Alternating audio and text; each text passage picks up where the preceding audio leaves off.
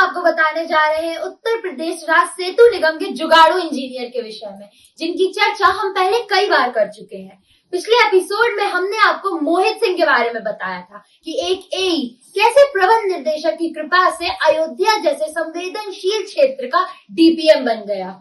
वहां भ्रष्टाचार के सारे रिकॉर्ड तोड़ दिए, चाहे 2 पॉइंट पुल बनाना हो या फर्जी फर्म के नाम से बिल बनाकर अपनी जेब भरनी हो।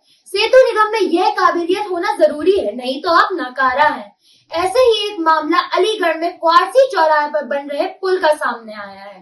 पुल के बगल में एक नाला बह रहा है तथा चौराहे पर पुल का निर्माण हो रहा है। पहले तो उस पुल का कार्य तत्कालीन एमडी ने अपने पसंदीदा फर्म को मैनेज करा दिया। इस टेंडर में पुल के साथ नाले का निर्माण भी करना था, यानी नाला बनाना था और उस पर ट्रैफिक चलाना था।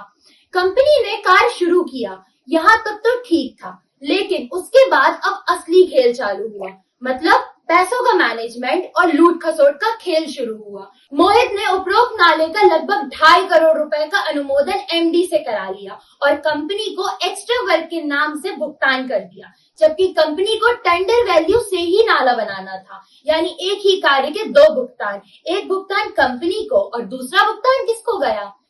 क्या एमडी सेतु निगम आंख मूंद कर बैठे हुए थे जो उन्होंने अनुमोदन दे दिया? नहीं, काबिल इंजीनियर जो थे। ऐसा कमाओ कूद कौन हटाना चाहेगा? एमडी साहब कब तक मुख्यमंत्री जी की नीतियों की धज्जियां उड़ाएंगे? ट्रांसफर से स्पष्ट आदेशों के बावजूद क्या यही नैतिकता सेतु निगम में बची है?